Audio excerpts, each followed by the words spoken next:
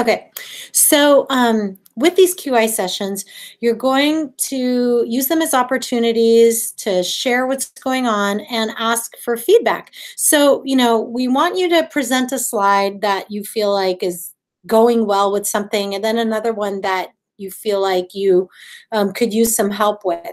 Now, we're really early on in the term, but I will say that historically people have said, I wish we met earlier, because they felt really anxious about entering into PDSA1 going like, am I doing this right or what? And so even though you don't have like robust data on your run charts yet to share, we moved them up a little bit so that we'll see how you feel, and hopefully this will help with some of your anxiety as well. The additional thing is, after we all check in with each other, I'll go and explain the PDSA workbook in a little bit more detail, because I really want you to do well on them. We really want you to succeed. So I'm going to explain it once, and if I've answered it in this PDSA or in this QI session, and the same issues are coming up, I'm just going to keep saying, go watch QI1 again, because I'm going to explain it to you and tell you exactly what you need to do to get good grades in it, okay? Because sometimes, even though it's in the instructions, it helps to hear it during a live session like this, so you can ask questions and kind of clarify what's going on in your brain. And then so hopefully you'll continue with this PDSA1 cycle and then be able to submit your workbook knowing that you've done your best work, okay? And so I really love these sessions, because it's not like we're listening to like presentations for a long period of time. It's like about networking with each other and finding out what's working. So the other thing I wanted to remind you of is that you're also going to start getting used to stepping into a more advisory role with your peers. So, PC740, everything's kind of like, ah! And then for this first QI session, everything might still feel like, ah! But then after this, you guys should start being able to like look at your peers' work and projects and give them some critique. Like, hey, you might want to try this, or this part's a little confusing to me. Maybe if you did it like this. And because part of what you're going to be graded on in these sessions is your ability to provide helpful feedback and be able to critique and analyze your peers' projects as well. So be sure to start participating and being active that way, okay? So does anybody have questions before we start? Cool, so let's just kind of like go down the line. Well, Megan, you're chewing. Do you want me to skip you? Is it gum? Oh, okay, cool. Let's start with you, okay? So I'm gonna pull you up to the front now, and then so tell us your name, what your project is, and then go into any help or questions that you have, okay? Okay, so you just want me to show you my master workbook, like the layout of it? No, we just want you to show one run chart, even though it may not have anything on it yet. Okay. One run chart for a section that you feel like is doing really well, and talk to us about why you think that section's doing well, and then a run chart for a area that you think needs some improvement and maybe you would like some additional help or feedback about. So don't go through your whole project, don't go through all of your ramps, just an area that you're really proud of that seems to be going well so far, and one that you feel like you might want to have some additional help with, or at least feedback for your next ideas. Okay, because today was my first day, so I don't know what's going well right now, like as far as my implementation, but all right, I'll show you. Yeah, I mean, and then this could also be, it seemed like it went well, like no one said anything, and everybody got the surveys. So like, even though you aren't collecting data yet, tell us like how it's going in the ramps that are going well, or ones where you're like, not everyone got the survey. I'm not sure how to kind of address that. Oh, let me go back to you for a second. So my name is Megan, certified nurse midwife. My project is on improving contraception rates, the utilization of them. And what was the third question? See how fast that goes? Today is my first day. I started to hand out surveys. This is my run chart that I have set up so far and labeled.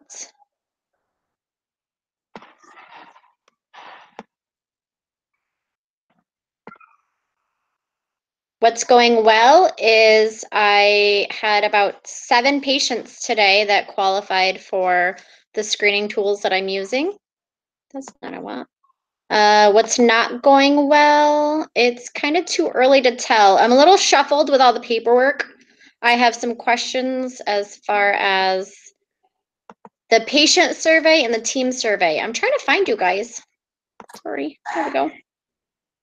Do you want me to, I don't know what else I'm supposed to show you. That's cool. Questions do you have? Stop screen sharing. How do I stop screen sharing? Because last time I accidentally X'd out.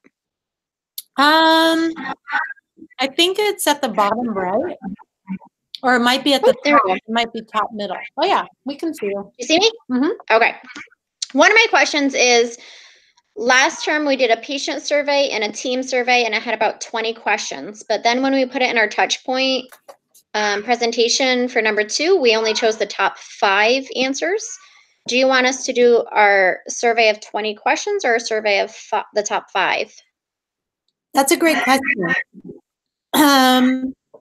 You might, let me see. I think I'm hearing an echo, so you might want to mute while I respond, or have a headset. But let me see if I can turn my video.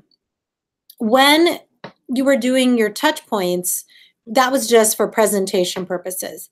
So you definitely want, I mean, if your survey is 5 questions and you hit the nail on the head with all of them in terms of getting the information you need, then that's great. But a lot of people need like about 10, I would say. But it's not like you have to have 20.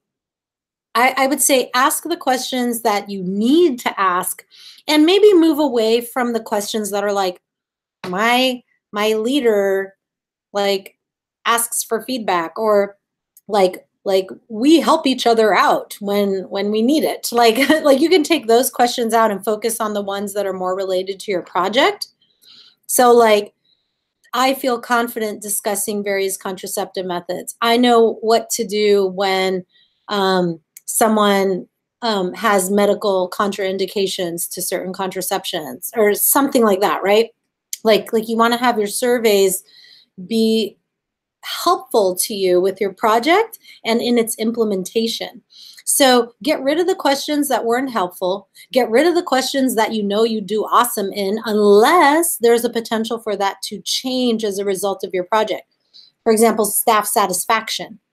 You might want to keep that in there even though it rates high, because you want to watch and make sure it doesn't go down, right? During your implementation. So does that help? Yeah? Okay. I'm trying to think of what else.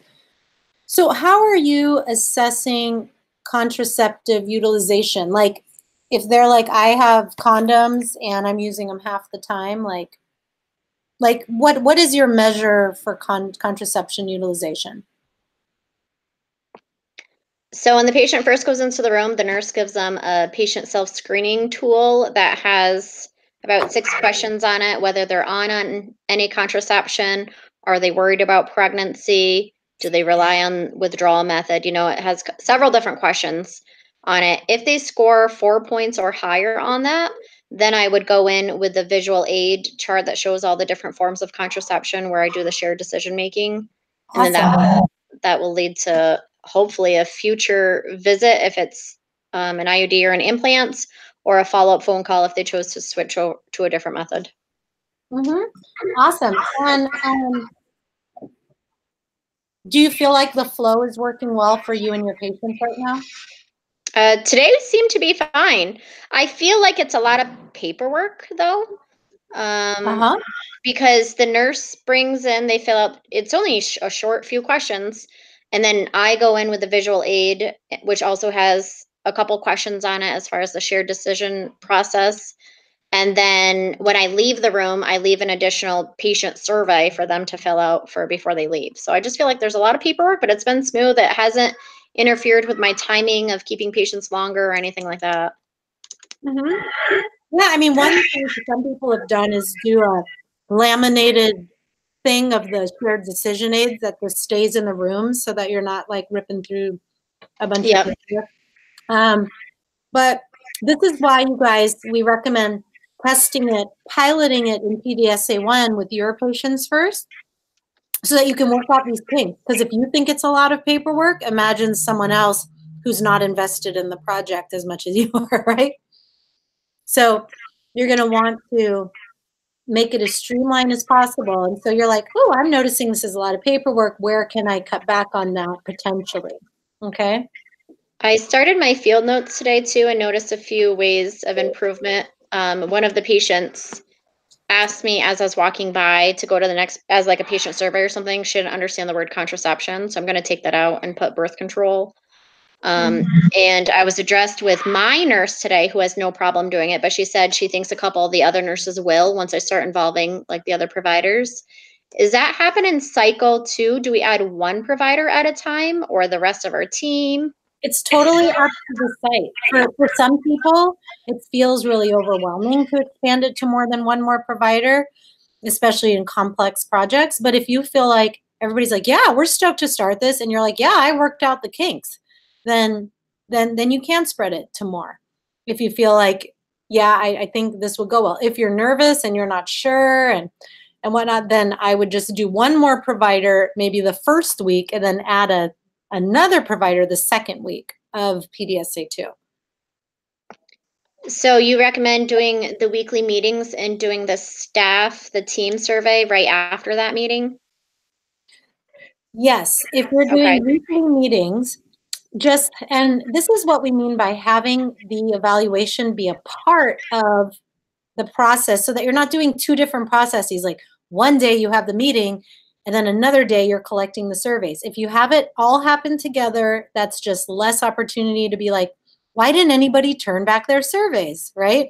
But if you're doing it at the meeting and part of the meeting is, okay, now fill out this survey, then you're not going to have to create a whole other process just for collecting surveys. Does that make sense? It So does. you just have it on the agenda, like at the Okay. end, 1 minute or 2 minutes to fill out the survey.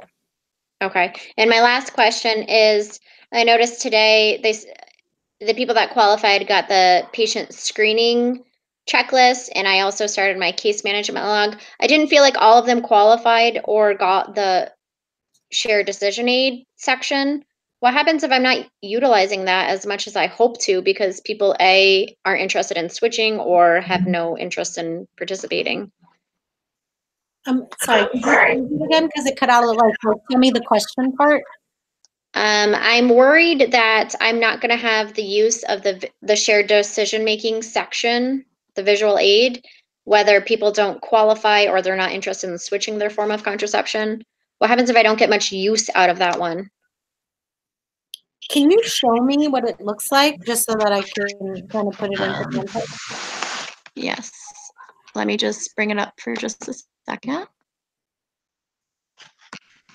So I bring in it before I even started the DNP program. I physically brought this in just because I'm a visual person that likes to look at my options. And then I kind of revamped it a little bit once we started the project, such as asking the questions at the bottom, what are your preferences? What's the most important thing? But let me go back and share. I feel like I didn't use it as much today as I thought I would. You didn't use the shared decision. This one to bring into with me. Like I would carry it, it just didn't, and then the questions down there. So it'd be perfect for the birth control only type of patients. But as far as my like screening, I could screen anybody in the childbearing section, whether it was an annual birth control STD. This just seems, obviously I still address it, but if they're like, no, I have the depot, I love the depot, I have no interest in switching, I can still do the checklist to figure out that they are using the depot and they do qualify to come to this one, but they have no interest in it. So I'm just not sure Are you what happens if I don't use it. What do they not have interest in? The visual or the questions? Because the questions are just questions that like, oh, you love the depot, okay, and I mean they're basically answering those questions even if they like it, right? Yeah, it's not these questions here at the bottom. It's the actual visual aid. Like if they said, no, they don't want to get pregnant, yes, they're on contraception, or however they get their 4 points added up, which makes me carry this with me to bring it into the patient's room.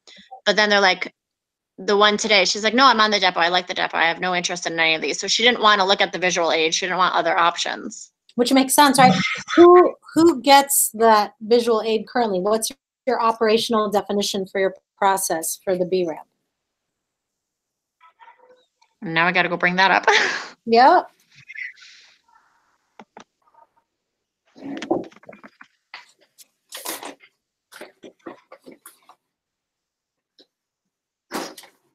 Oh, the percent screen positive people.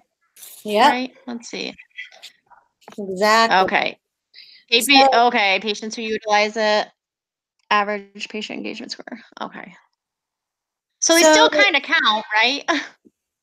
Well, but currently you don't have patients who screen positive. You just have the same thing as your C process. So what it should be is number of patients who utilize the tool over number of patients. Because like if you're screening in C and they're like, I'm all good, they don't really need that, right? Exactly. Yeah, so your denominator is different. What should your denominator be under your process for B?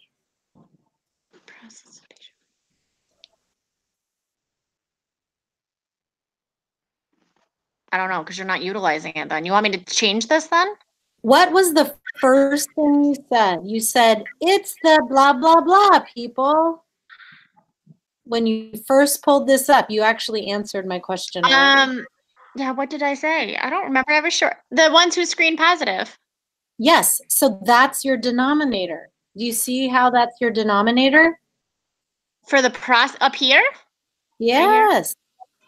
Okay, because someone else explain why, just so that she can hear it from like another voice, because sometimes it makes more sense. Why are we changing the denominator in the B ramp? Because because that's mine too. My B process is total shared decision aids used over the total number of patients who screen positive, because the only ones that are going to use the shared decision aid are the ones that screen positive. It totally makes sense. I know. I just didn't think we'd be changing this once we started it, but yes. Okay. Yeah, well, at first you were like, everyone should get this, right? Yeah. And now you're like, oh wait, that's kind of lame. Yeah. Okay, makes sense. Good thing we're trial and erroring with our own patients first. And see, exactly. So now it's just going to be people who screen positive, and how many people out of today screen positive for you for needing that? I actually have my list here. Hold on just a second. Oh, I'm not this prepared. Sorry. I know you said you had like 7 or 8 people, but like how many actually wanted to look at that? 2. 2?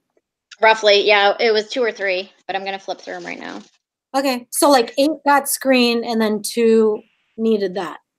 Yeah. Okay, so remember, you want to have at least 6 a week of people going into your B ramp, okay?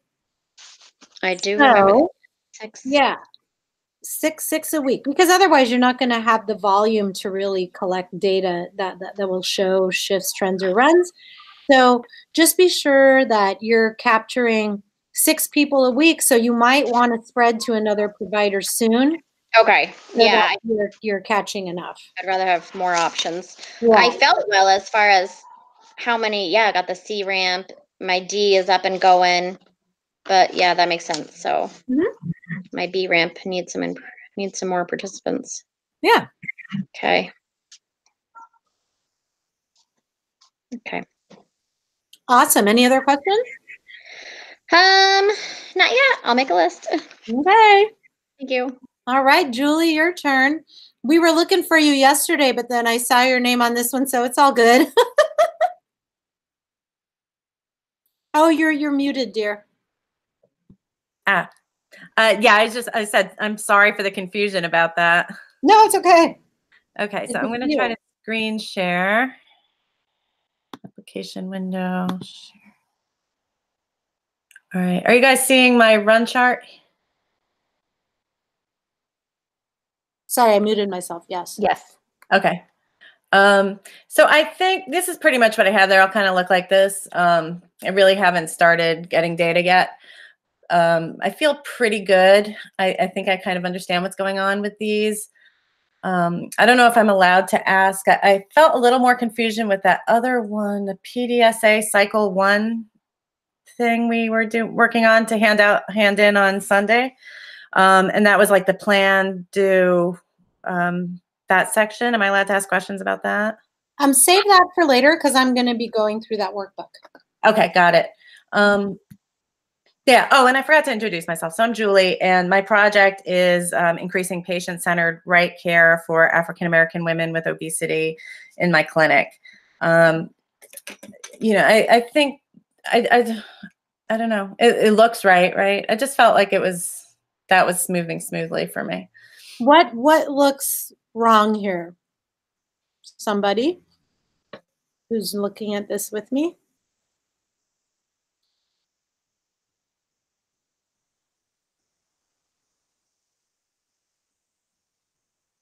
So do you see how you put in zeros? How can we get it? Can you show it to all of us? Yes, we can't see it. Oh, If you click on it, maybe. click on her name. Are you No, seeing it? the median, There we go. the median auto-populated. So you are putting zeros in on there, but you're not scoring 0. You're just not collecting data. Is that right? Yeah, I think it just auto-populated. So we'll delete the zeros under value. Oh, okay. Because it's not that they're scoring 0. You just didn't collect it. So don't have that in there. Got it. Okay. Okay. Yeah. All right. There. Now we go. Okay. So only put in numbers if you're collecting data. I mean, I will have that will go in. Exactly. Yeah. Exactly. Oh, okay. Yeah, good. Okay. All right. So yeah, what areas are you feeling are going well, and what area would you like some maybe feedback or advice on? I feel like it's too early in the process for me to have questions, as long as this sort of set up right, because I haven't even, you know, my clinic's open either 2 or 3 days a week, so I haven't even really had the opportunity to even start my data collection at this point. So this is just the setup run chart. And like I said, I felt like this aspect is, you know, as long as you think it looks good, I feel it's okay. I'm just more confused about some of the other parts of what's coming up. Describe what happens when a patient walks in, and walk us through your project. Okay, so when a patient comes in, they come into the exam room and they'll be given a screening and provider checklist. So the screening just identifies the patients who have an elevated BMI over 30. And then the provider can go from there using the checklist to make sure they're hitting all those guideline areas. As the provider goes on through taking their history, they will come up to a point where they can use a shared decision aid to discuss treatment options in terms of weight loss and fitness with the patient. And then the patient can use that sort of as a guideline to set their own goals, but also have that discussion with the provider. And then the last ramp there is the D process. Is a case management log that will be used following the patient's visit, just to sort of track that the patient got the care they needed, and also that there's good follow-up. If that makes sense. Yeah, and can you show us your case management log? Oh yeah, let me see if I can pull it up.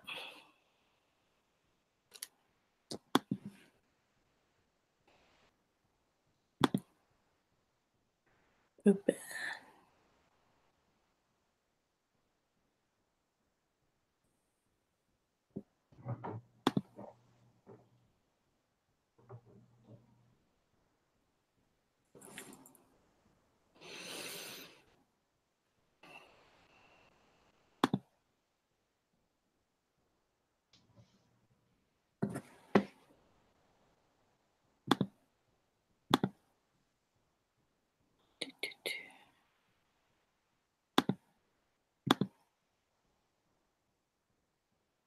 Ugh. Just bear with me one sec.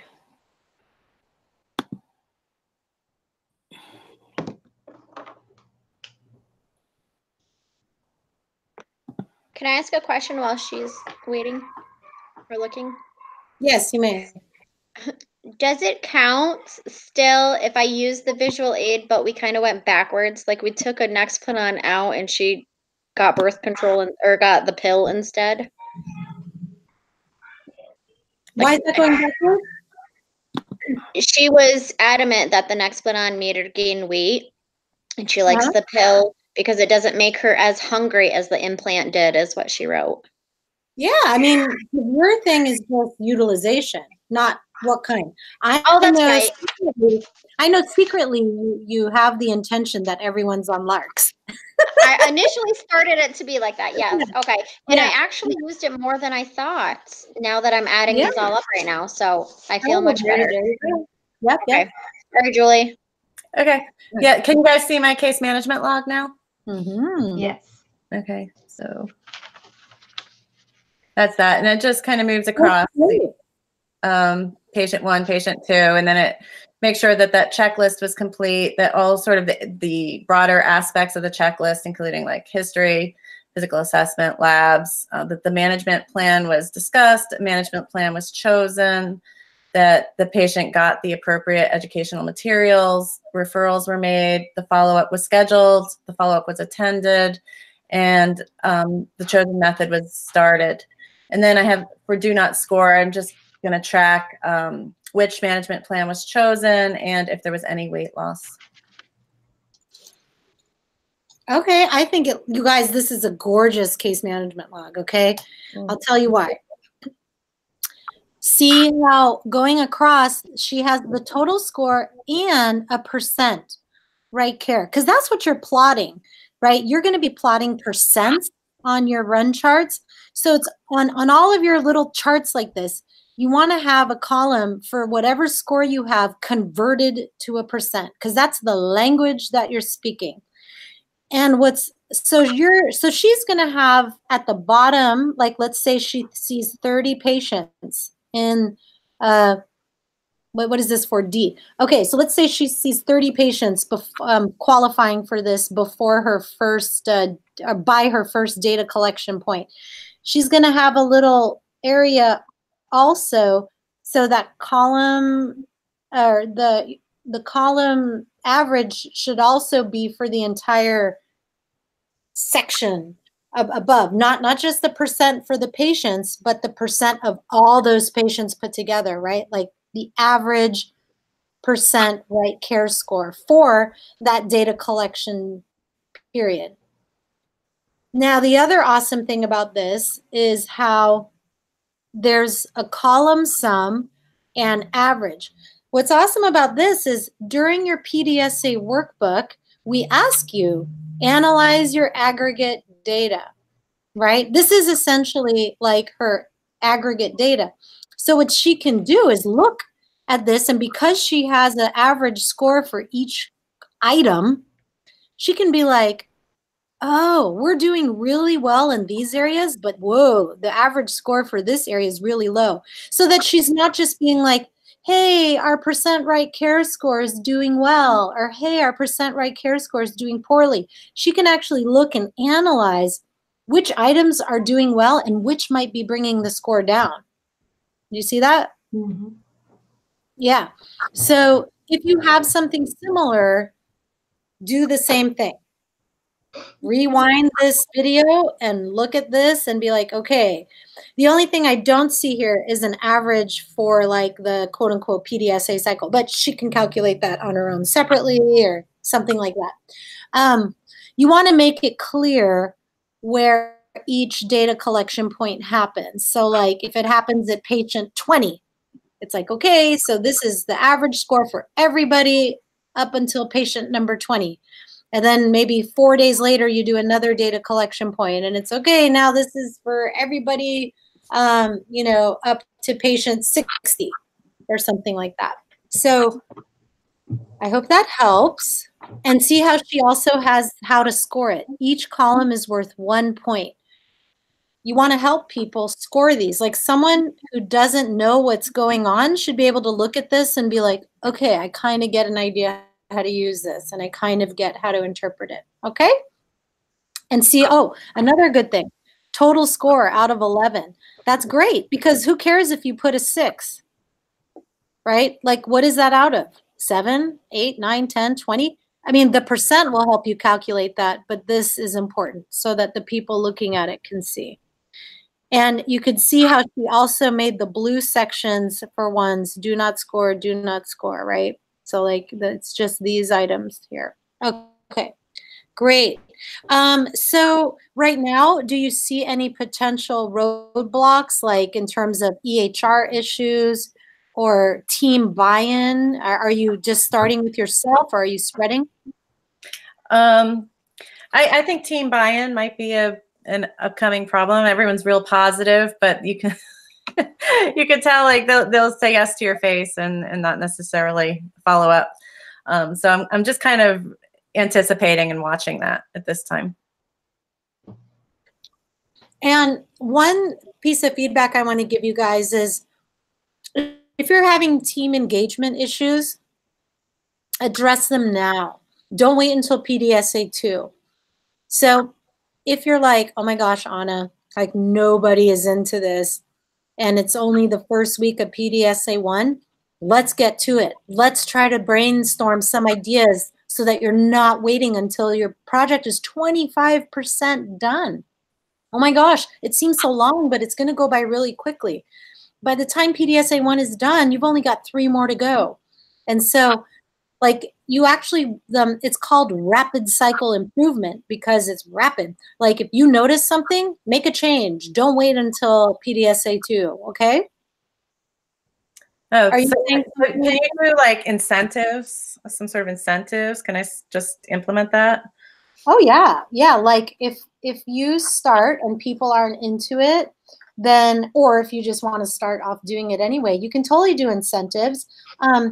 That's where it's nice to cite some literature in your PDSA workbook for why you started incentives. You know, where does the data show incentives are a good idea, right? And also think about sustainability. Make sure that the incentives you pick are things that are sustainable. Got it.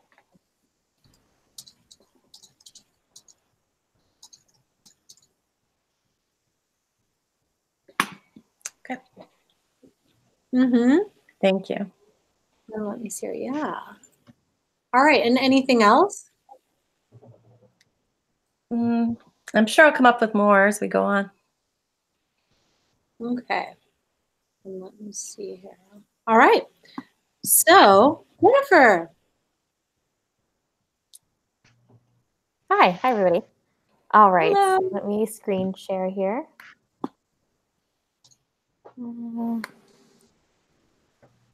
All right, so I'm Jen. I am a certified nurse midwife in Florida. And a second here. And my project is on screening and right care, implementing screening and right care of BMI and a normal weight gain in pregnancy. So I've only have 1 day of data because I just started my project on Monday and I was on call, but I was in the office all day because I had no deliveries.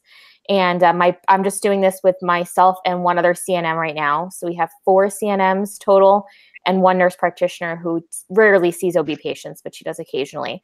So my plan is to just, me and Brandy, my partner, are doing the PDSA cycle 1. And then my plan is to roll it out to the other midwives and the nurse practitioner for cycle 2. So I'm a little nervous about that because the other 2 partners, the partner I chose for this cycle is pretty laid back, and the other ones are not so much. So I'm a little bit worried about how that'll go, but they're all very supportive of me, which is a good thing. So far what went well for my first day was we actually screened 100% of the patients that came in. So that was exciting. We had, I think she saw 7 patients on Monday. A couple patients didn't show and our schedule was fairly light, but we did screen everybody.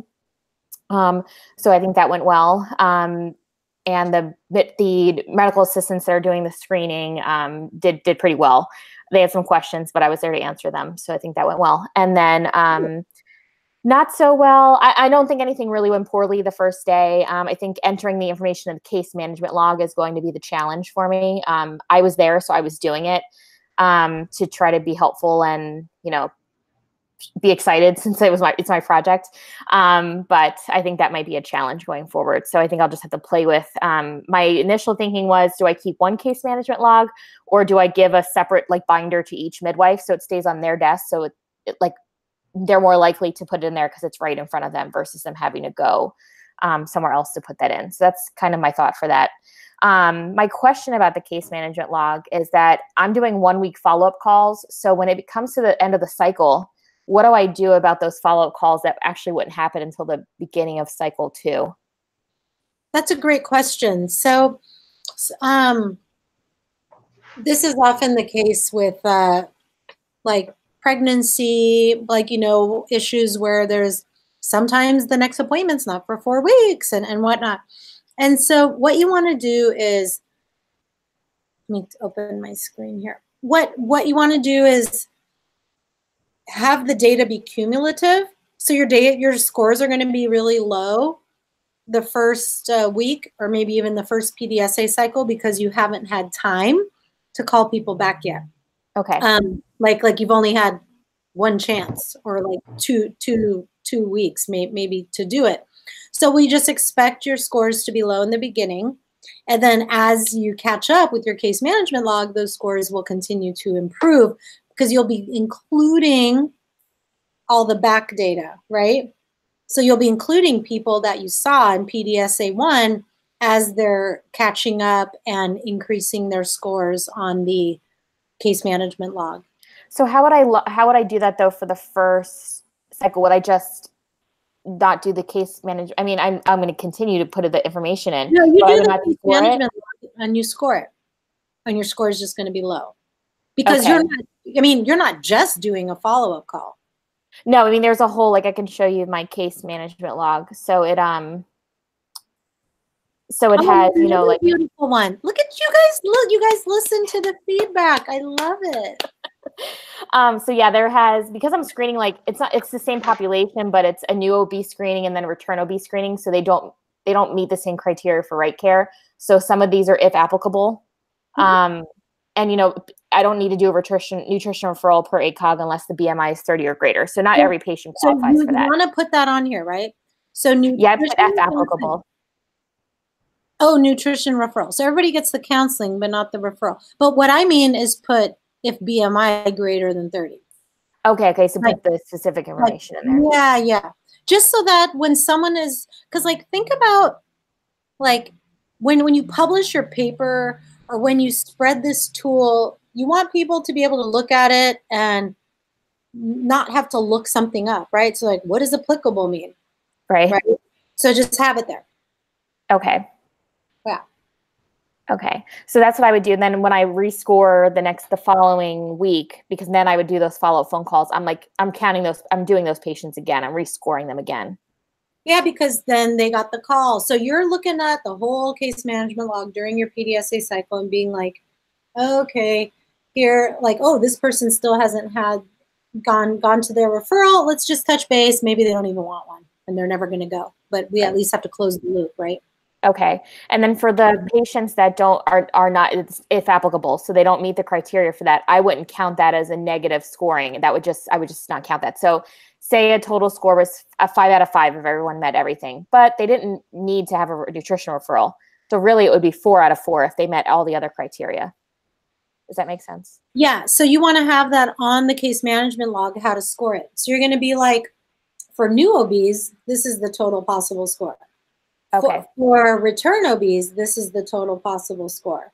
So you just need to make it so that someone looking at the tool knows how to use it and not just like you. So just have the instructions there.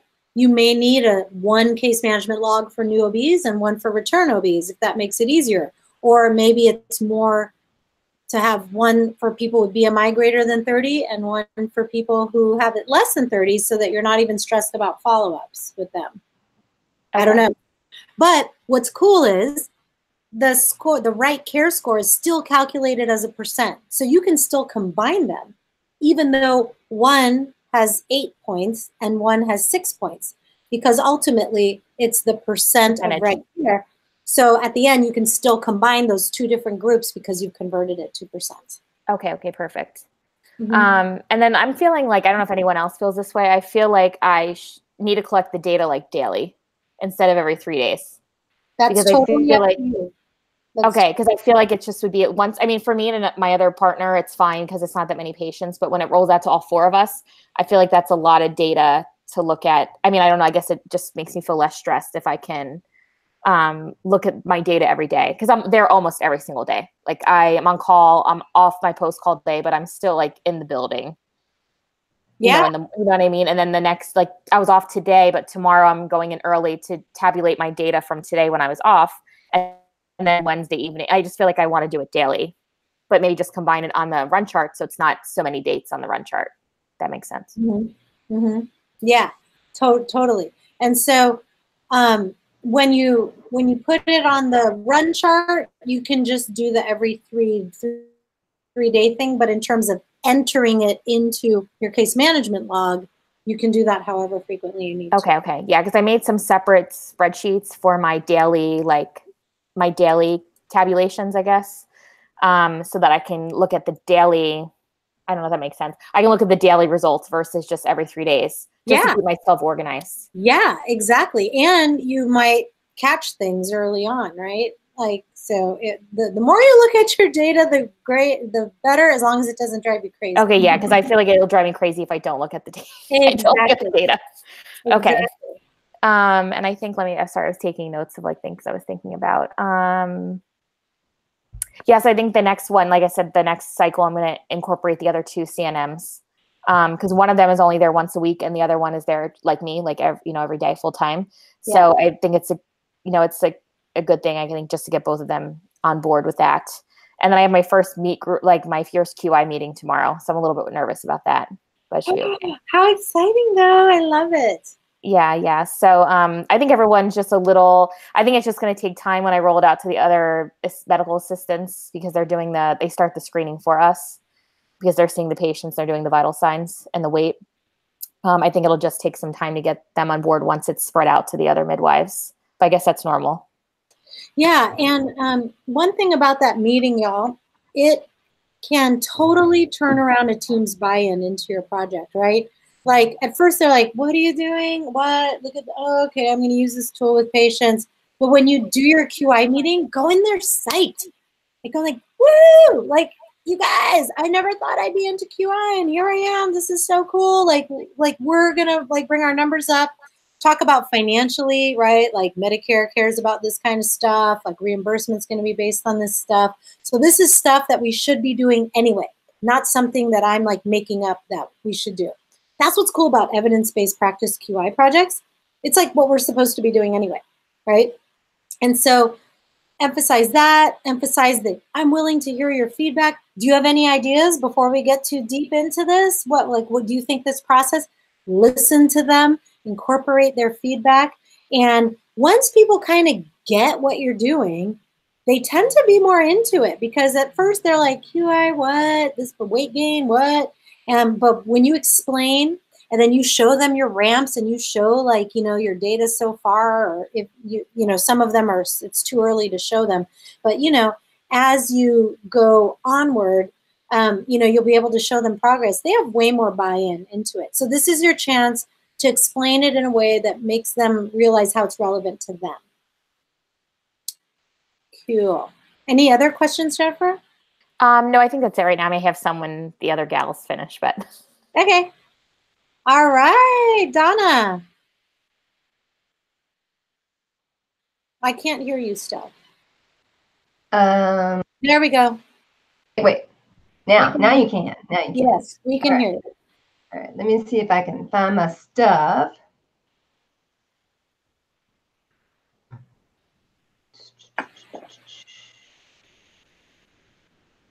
Here.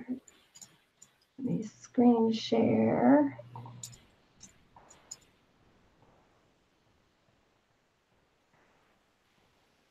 Share.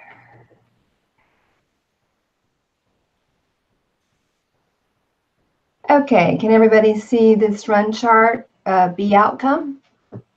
Let me just. The outcome.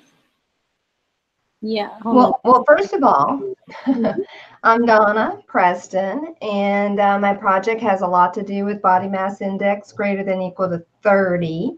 We're trying to improve patient right care, and the main patient engagement is for the patients to develop a SMART goal for one lifestyle change. And before they even are approached to do that, I have my medical assistant after the patient comes in.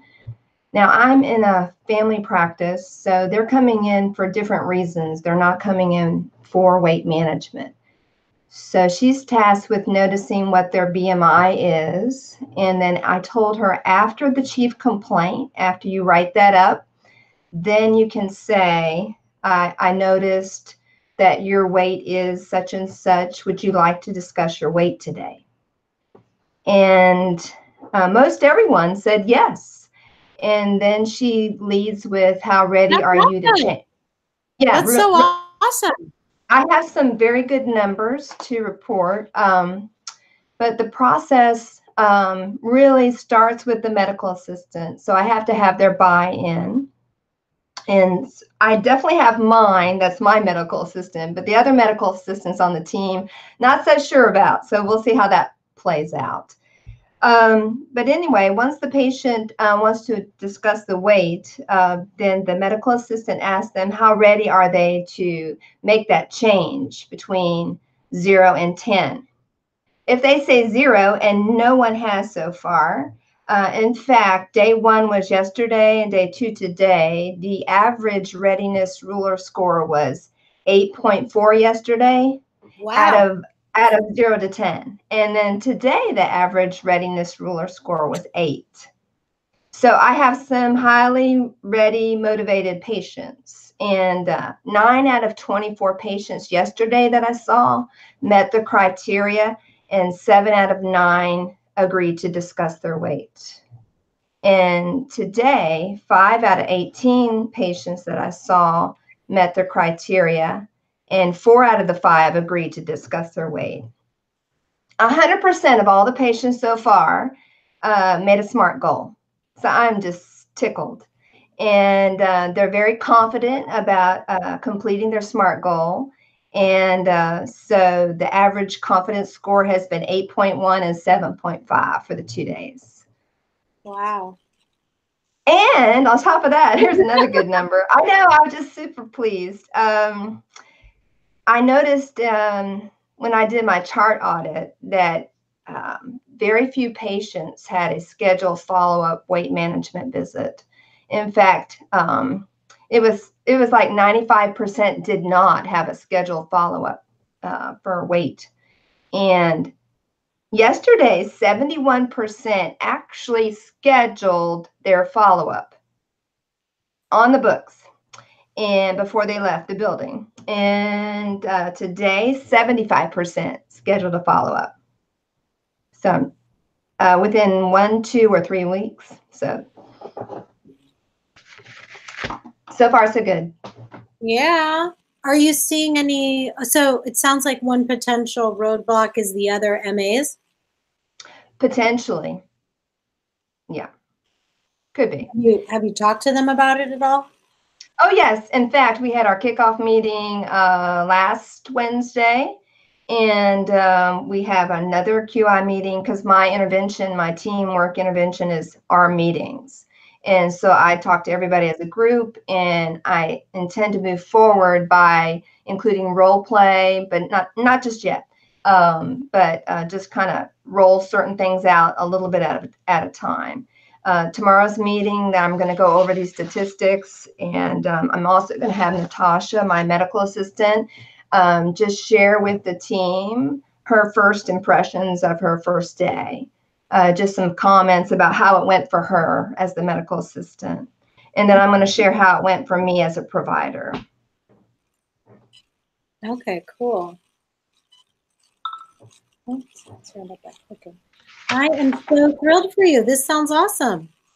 Well, thank you. I'm tickled as well.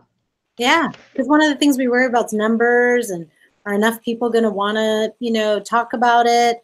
I mean, because you can imagine the way an MA says it could also influence whether people want to talk about it or not, right? I actually reviewed that with her. I said, you know, your body language, everything is going to be important here. If you ask a person a certain way, like, do you really want to, I mean, do you want to talk about your weight today? You know, there's a difference between that and how do you feel about talking about your weight today? You know? Yeah, exactly. So I you know, reviewed that with her as well. Good, and be sure to do that with the other MAs, right? As you spread. Exactly. Oh, and I wanted to tell you that I made a poster board in the lunchroom, and I've taken pictures of it, and I'm posting the stats every day on a daily basis. So I'm with Jennifer about watching my data every day. I feel really good because I came home today and tabulated all the data. And so I post the percentage of those that agreed to discuss their weight, along with the average readiness ruler score, along with the percentage that made the SMART goal, and along with the average confidence ruler score, and the percentage of people that schedule their follow-up. So they can go in the kitchen and they can see it on a daily basis. Okay. All right. Awesome. So let me see here.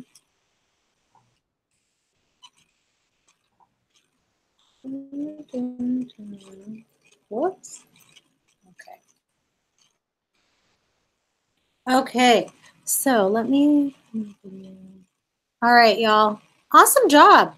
So it's early, but hopefully this is helping decrease your anxiety as you hear about other people's projects. You know you're on the right track. You can see how it's going. If you notice a red flag early on, reach out to me. Okay, I'm here for you. But it sounds like you guys are all off to the correct start. Okay, and then what happens is at the end of this PDSA cycle, you do your PDSA workbook, and that helps inform you for what you're going to do for PDSA 2. Okay, so because we're doing this earlier on, you know, normally we'd say, okay, so what are you going to do for PDSA 2? But it's too early for that. So what we're going to do instead is you're going to look at your workbook and say, okay, I've analyzed this data. So it seems like for the team, what would be most helpful is, and for patient engagement, what would be most helpful is, and I'm going to walk through the workbook with you right now. I'm going to go through the whole assignment and then see if you have questions, because I might answer them for you, okay? Go ahead. Are you still screen sharing, Donna? Just be sure to stop screen sharing. I'm going to open up the workbook assignment.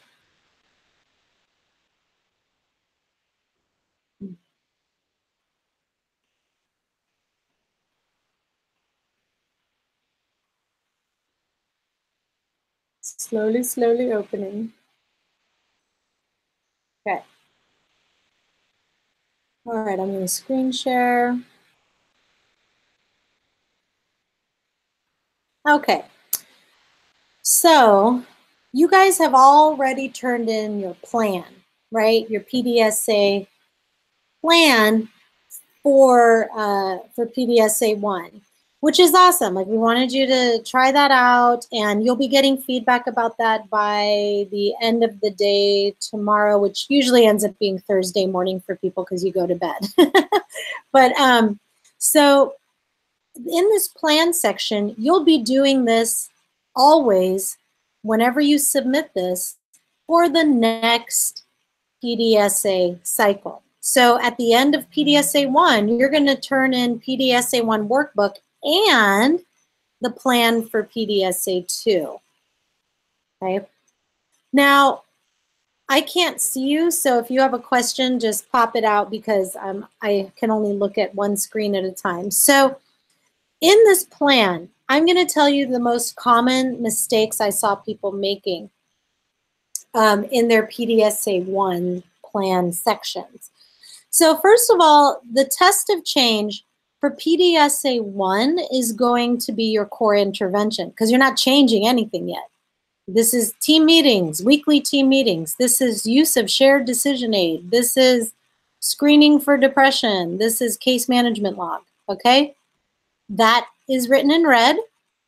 And then you're going to use that phrase in your learning objective as well. Like, I will learn if team meetings provide an adequate forum for feedback because I'll have a section on the agenda for feedback. So you highlight team meetings in red here. So test of change, or for PDSA1, it's your core intervention in red. And then whenever you mention it here, you also put it in red. And if you mention it here, you also put it in red, okay?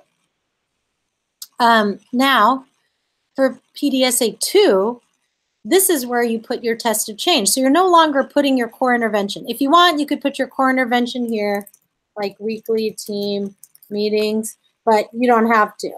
But for your test of change, now this is going to be, what are you doing differently? So maybe you're going to be like, add role play. You see how it's red? Awesome. So then here, so this is where your tests of change go, okay? What are you changing? And it's just one thing in each ramp per PDSA cycle. Now, your learning objectives, a common mistake I saw is that people just say, will my test of change work? And that is not the high-level learning objective that we're looking for here. So you're not putting, let me stop sharing. So you're not just saying, will team meetings improve team engagement? That's not the type of learning objective we're looking at. I recommend starting your learning objectives with the phrase, I will learn, because it reminds you that you're supposed to be like learning something and not just observing something, okay? So wondering if it's going to increase your scores is just wondering about an observation. But what do you want to learn? Like, for example, I want to learn if role playing will help increase team confidence about discussing weight with patients. I want to learn if making the shared decision aid 1 page instead of 3 pages will help providers be more efficient and therefore lead to higher use. So it's not just like, I wonder if shortening the shared decision aid will improve patient engagement scores. Like, that's just another version. There's a whole different ways you could say, I wonder if this test of change will work. And that's not what we're interested in. You will lose points if that's all you put. You want to put down what's something you actually want to learn. So think about like why you're doing your test of change. So like if you're doing, oh, weekly team meetings aren't working, let's try short daily team huddles. You don't just say, I wonder if team huddles, daily huddles will improve team engagement. You're going to say, I wonder if daily huddles will provide more frequent contact and therefore keep the team more engaged than once weekly meetings. Do you see how you're explaining why you're doing that and what you're hoping to learn versus just, will this lead to an improvement in scores, right? Okay, let's go back to the screen share.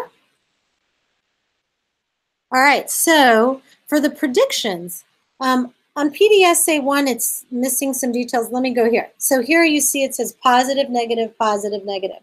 So for each ramp, you have a positive prediction and a negative prediction.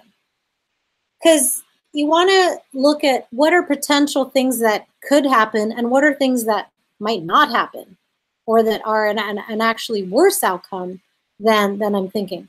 So like you might think for screening, like I predict we're going to capture more positive screens because of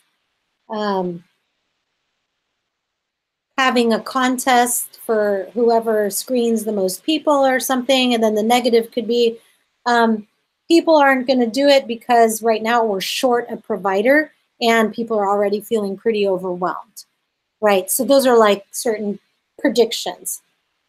Positive, something that might happen or increase. Negative, something that might not happen or decrease.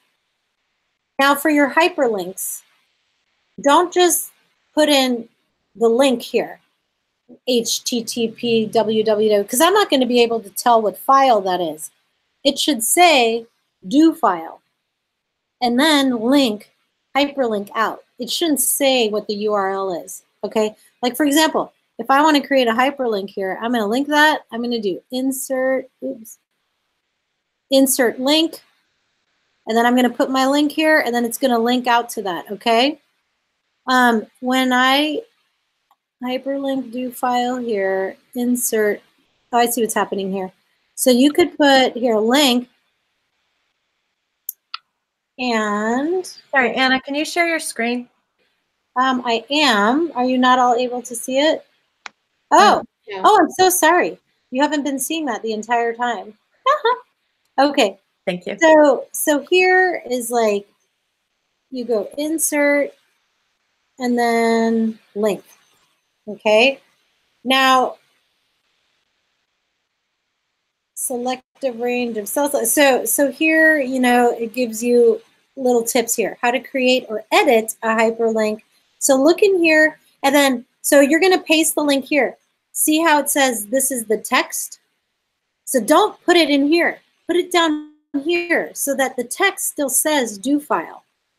And then the link says this, okay? Like, so leave that here. You have to hyperlink the text. So highlight the text, go to insert, go to link. It's gonna say what the text is that I'll see, and this is the link that it'll go to. If you paste that link up here, all I'm gonna see is HTTP www, and it's gonna be confusing, okay? So do that for your do file, which is your field notes, your run chart file. And so run chart file and aggregate data file are usually on the same workbook. Some people have them separated, which is why that's here, but have each of these link to the same file, your workbook that has the run charts and the aggregate data, okay? Your measurement worksheet is your measurement worksheet, and you're just using that as a Google Doc, and it could hyperlink to the Google Doc. So about these, so your field notes. Let me stop sharing, hold on. So your field notes are to be taken on a regular basis, and they shouldn't just say started screening today. Like they should have some detail, like, oh, nurse A really liked him, nurse B found it cumbersome because of this and this. Like, oh, we had a provider call in sick, so half the people didn't get screened. Like whatever, like you're writing all sorts of details that might help you come up with some data to improve your project along the way. This is data, your field observations, just like a biologist watching birds mate. Even though it's just them watching it, it's data. So for you, watching your project, that's data. So when you put it in here, it counts as data, okay? The aggregate and data is, you know, where all of your data goes. So all of the data that you're using for your run charts and all of that, that should be found in your aggregate data workbook sections. So you notice that there's a tab for A, B, C, and D, and whatnot. You should have a way to measure that your process is happening as part of your aggregate data, whether that's did the patient A receive the screening tool? Or did patient number 1 receive screening tool? Yes or no? Did they screen positive? Yes or no? Then also, like, you know, what was their score on, like, XYZ or something? Like, so for screening aggregate data, it could be quite simple. It could just be, did they receive the screening tool and did they screen positive or negative, right? Some of you will need more complicated ones for CRAM. Like people doing depression will have a column, well, they screened positive, but was it for mild depression, moderate depression, or severe depression, right? So some of you will have more complicated CRAM aggregate data forms, and some of you will just need to know, did they get the tool and did they screen positive or negative, okay? Run charts should have annotations. So whenever you're looking at a run chart and you see it shoot up, there should be an annotation there for why you think that happened. Maybe it's started team meetings. Maybe it's started shared decision aid. If you see a drop, there should be an annotation. What do you think happened there? Why did it drop? Oh, provider called in sick, or MA called in sick, or copier broke and so didn't have extra copies, whatever, right? Those are your annotations to explain what's going on. Someone should be able to look at your run chart and understand what happened that PDSA cycle. There shouldn't be all these kinds of ups and downs with no explanation. Err on the side of putting explanations, and then we'll help you narrow it down if there's too many, okay? But really, you know, little fluctuations we don't need to hear about, but big ones, big rises, big drops, big runs or trends, okay? We want to know about. Okay, and then your measurement worksheet should be what you've been receiving feedback on in PC740 and should have all its updates now. Okay, so let's go back to here. Okay. So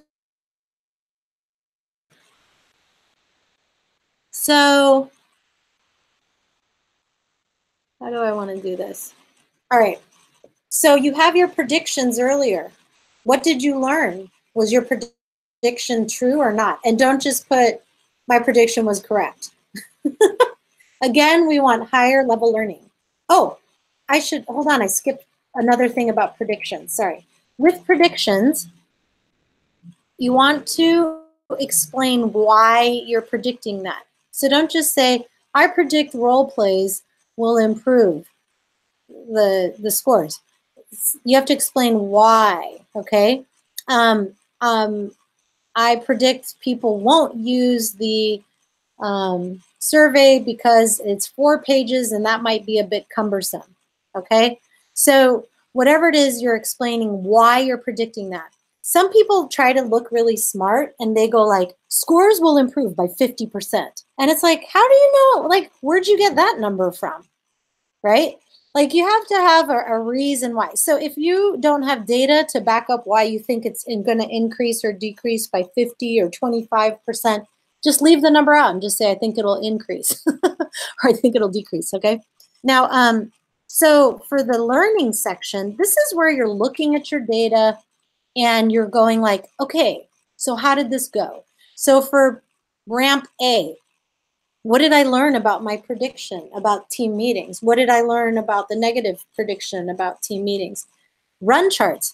Oh, I see on the run chart, we did really poorly when that person called in sick. Or, oh, I see from the run charts. So don't just say the run chart showed scores improved after implementation. Like, what learning is there from the run chart about if there was a drop in data or a gap in data or a marked rise in data? Like, what did you learn?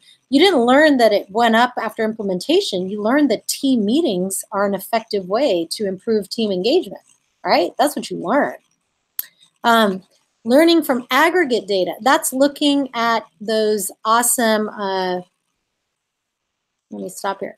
So learning from the aggregate data is looking at those great case management logs and the other great tables you have where you can analyze specific questions. Like, oh, it looks like the team's doing really well with talking about contraception, but they're feeling like team communication is going poorly. So we're doing well on all of these other things except for this one question.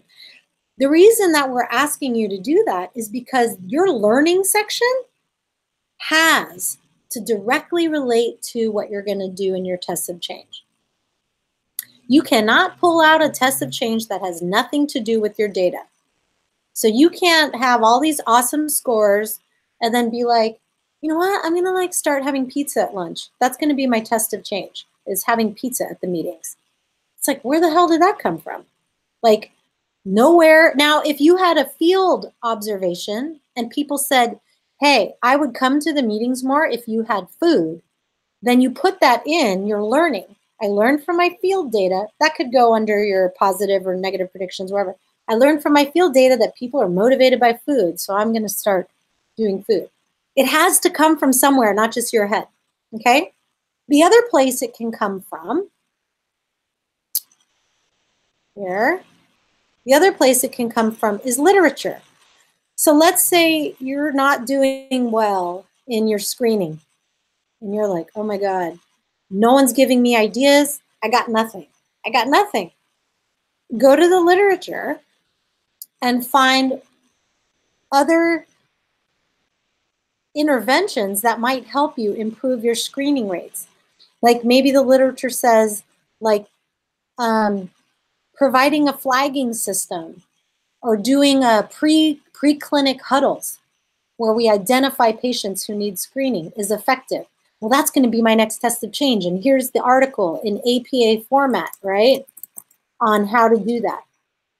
So you're going to put that here, and then your act is going to be like pre-clinic chart audits, okay? That's going to be your act. It's based on literature or it's based on data here. We want to see at least one literature citation per workbook, not per thing, but not per ramp, but per workbook submission. But a lot of students put more. But like if you're going to use incentives, throw in a study there that says that incentives are effective. And in particular, the incentive you're choosing. Is it food? Is it a contest? Is it whatever? There's tons of literature out there. And make sure it's recent literature, not a 1992 study, right? Within five years. And your act is based on data, literature, run charts, aggregate data, field notes, okay? And then you have your summary files. So this is where I also see a lot of people losing points. So people lose a lot of points in learning and predictions by not hearing anything I just said and writing team meetings will improve team engagement. Like, that's not what we're looking for. We've made it really clear. You understand that now. So don't do that. And then for the summaries, the other thing that people do that loses points is just regurgitating data. Like, oh, team engagement increased from 20 to 60% in PDSA1. That doesn't tell me anything. Like, summarize what you've learned. So you have 5 to 6 sentences max. In the beginning, that's a lot of room. You might not even need 3 sentences. Once you have 4 ramps going and you have, or 4 PDSA cycles, and you have to tell me the whole story of that ramp over the course of 8 weeks in 5 or 6 sentences, you start to have to learn how to be really succinct. A sentence format that works well, you might want to write this down, is in PDSA1, team engagement scores increased from blank to blank, with the most effective intervention being weekly team meetings.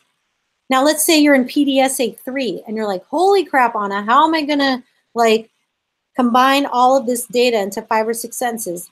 Well, let's say PDSA2, it went up, but not markedly. Well, then you just say between PDSA1 and PDSA3, scores increased from a baseline of 20% to 40%. And the 2 most important interventions were role play and weekly team meetings. Boom, that tells a big story in 1 sentence. You see that? So you can be very succinct. What we want to hear in the summary is, are you analyzing the data? That's why it's under the study section. It's not under a like regurgitate data section. Like, you're thinking about your data, you're thinking about the ramp, you're summarizing it for me. So you are telling me what is happening to the data and why you think that's happening. So don't just tell me something went up. Don't just tell me something went down. Tell me why you think it went up or why you think it went down. Or if nothing happened, tell me why you think nothing happened. Okay? And these are based on observations in your field notes or on the data, right? Higher level analysis here. And so that will also inform your tests of change for the next cycle, because you'll be thinking about, oh, okay, I see a pattern here. Like one student realized during her team engagement sessions, she was always talking about her project, right? And team engagement scores. She's like, I don't understand, like why my scores aren't changing. And then she realized like, oh, I haven't been asking about their ideas, their feedback. What else do they want to improve? And they wanted to hear more positive feedback. So she started like a positive feedback box that patients could leave positive feedback, and she would read those like at every team meeting. And guess what? Team engagement scores went up, right? So stuff like that. Now in the test of change table, it's essentially like a 5-column, 5-row table. The first column is which ramp it is: team, patient, process C, process D.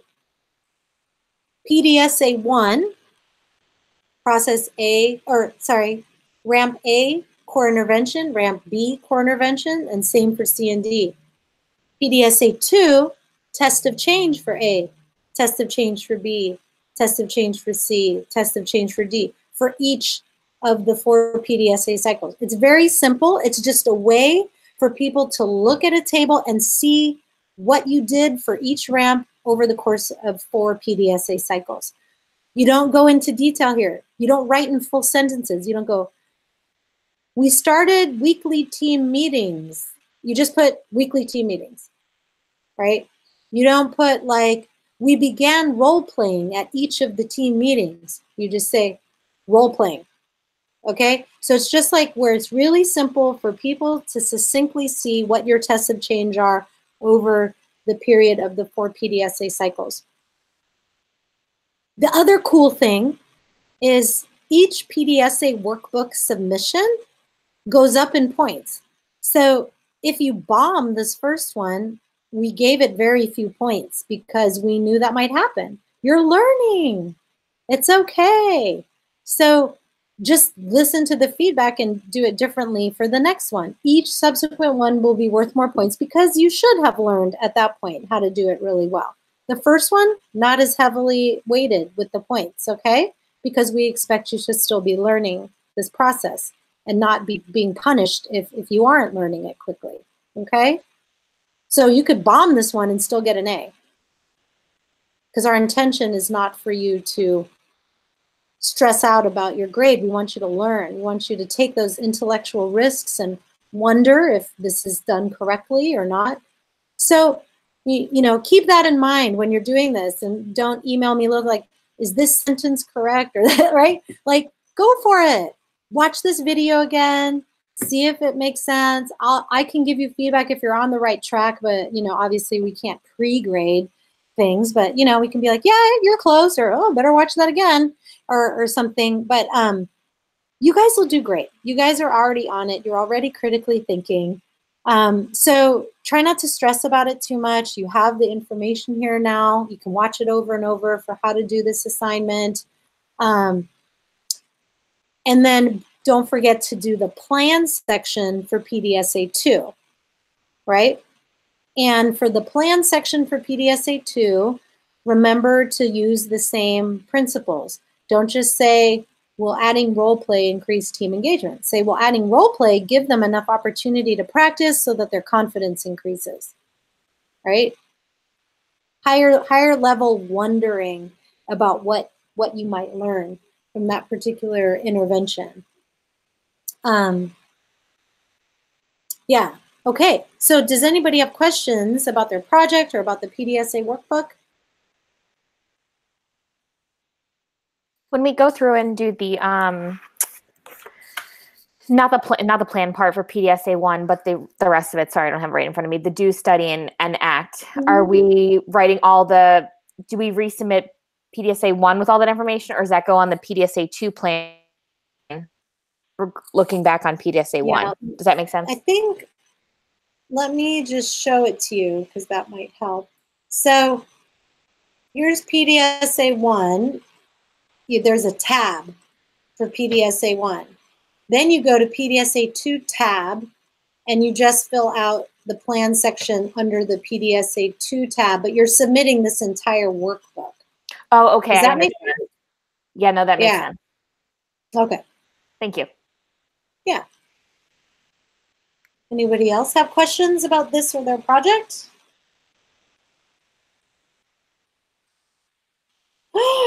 Wow. Awesome. I Okay. have questions. Hold on. Sorry. Oh, yes. Yes, I was my trying to dear. scribble them in my notes, and I should have just had a separate piece of paper. So now I need to go find them. Oh, wait, you put here. Can we submit PDSA?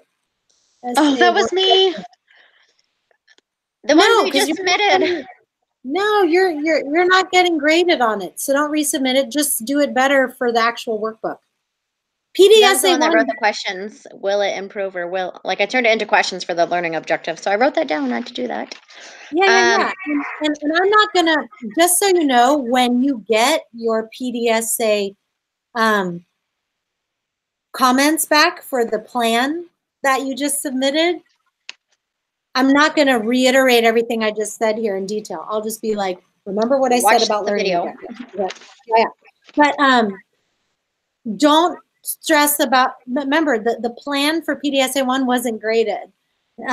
It's so don't resubmit it. Just make those changes for the workbook submission at the end of PDSA 1, okay? Okay. So I know how to get my nurses involved and the other providers. How do I kind of involve the front desk? We have a check-in and then we have a checkout. You mean in terms of engaging them? Yes. Like participation. Are they involved in your project at all in terms of like Follow-up phone calls and things like that. they're going to be the ones doing those? Mm-hmm. Okay, what ideas do you guys have for this? Or scheduling appointments, reminder call. That's just they do that for everyone. So I'm just not sure because like the nurses are doing the checklist handout, the providers are reviewing it and going over the other. They don't have any like handouts. Is that? Like They what don't- Megan, that might be helpful. Have you met with them yet about the project and the process? Yes. So I would recommend that you do give them some kind of handwritten process of what you expect. Like a flow sheet? A flow sheet. I actually did a process flow sheet, and I handed that out to the whole team so they can see who's responsible for what. I think maybe in the next cycle, when I start involving other providers, they can be the ones to screen to see who needs that checklist. Like right now, I'm currently screening my patients. I go in early and see who qualifies, such as like childbearing ages and things like that. But once I involve the other providers, I'm afraid I'm not going to have that time to go through everybody. So maybe they could do that as they check in, like, ooh, what do you know? You're a 26-year-old who needs birth control. Yeah, no? Is that too much for them? For the front desk, Yeah. what are they asking exactly? Like, what are you having them say? Because like it should be fairly scripted.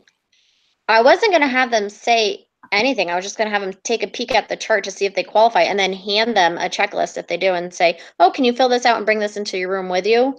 Instead of just because they get everybody from all of us providers instead of having my nurse bring it for my patients. Yeah, because eventually you're spreading, right? Am I okay. I don't know if I was reaching too far for that. Yeah, but you don't like right now. So right now you're just doing your patients, right? Correct. So, it involves me and my nurse. so right now you can keep it tight. But what you can say is, hey, we're going to start spreading. Like at your QI meeting, you can say, hey, we're going to start spreading now. I've worked out the kinks. Do you guys think this would work to have the front desk do it this way? And just hear what they say at the meeting, because people hate it when like you just add something to their thing. I know. Because that way, if they're like, no, you could be like, great, well, what other ideas do you have? Right? Because it's like, if we get our 6 qualifying patients per week, in the 2 days? Is that so? I chose 2 days because we do have heavier loads. I was just afraid that I would overwhelm myself if I try to squeeze in that third day in for the week. As long as I'm meeting my 6 patients per week at minimal, is 2 days sufficient enough, or would you recommend having 3 days a week to follow this? No, I recommend that you spread to maximum clinic function, because this is something that's supposed to be happening with all patients. So you need to do it at a rate that feels comfortable for you. And maybe that's 1 provider per PDSA cycle or whatever, but you do want to spread, because part of your project is going to be discussing sustainability and spread. And so you want to know how it goes when it spreads to everybody in the clinic, or when it like when did you hit your wall, if you did hit a wall. So you just have to have your minimum, but you should definitely grow past that with everybody who's willing to do the project with you. Okay. Case management log, am I the only one entering in it? Right? Like, does everybody hand their sheets into me, like, at the end of the day, as far as the screening checklist that they collected? Some people have the case management log electronically, so people can enter it themselves. Some people have their medical assistant do it, and some people do it themselves. There's lots of different ways. So it doesn't matter. Okay. Right. And that's part of the test of change, right? Like, you're going to try it this way, and then you're going to maybe say at some point, this doesn't work. What's another way we could do it? My biggest fear is losing track of, yes, the providers may participate by doing this, but I'm afraid I'm going to lose track as far as, hey, wait a sec, like, what did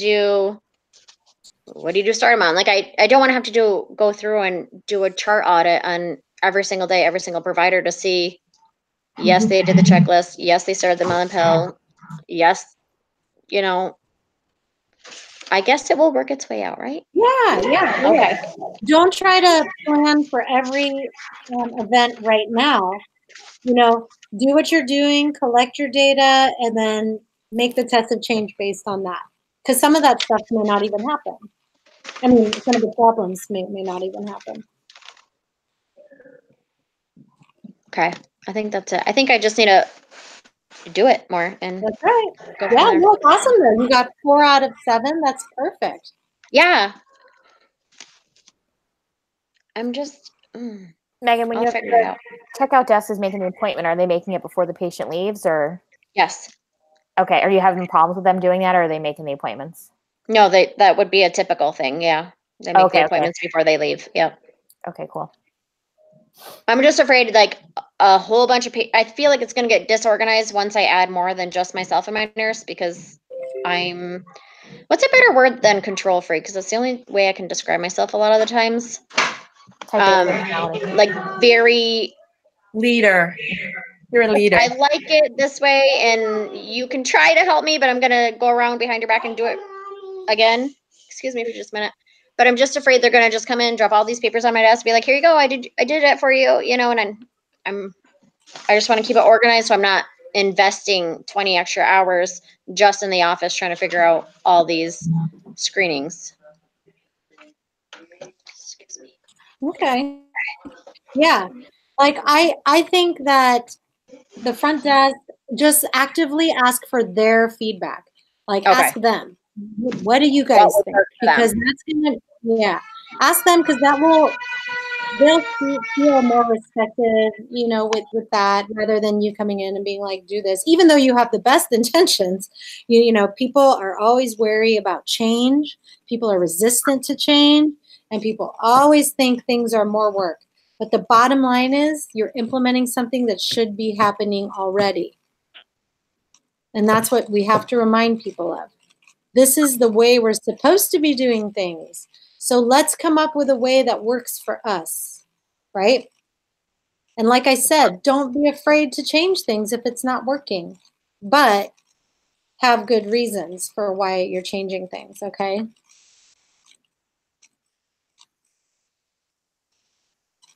All right, any other questions?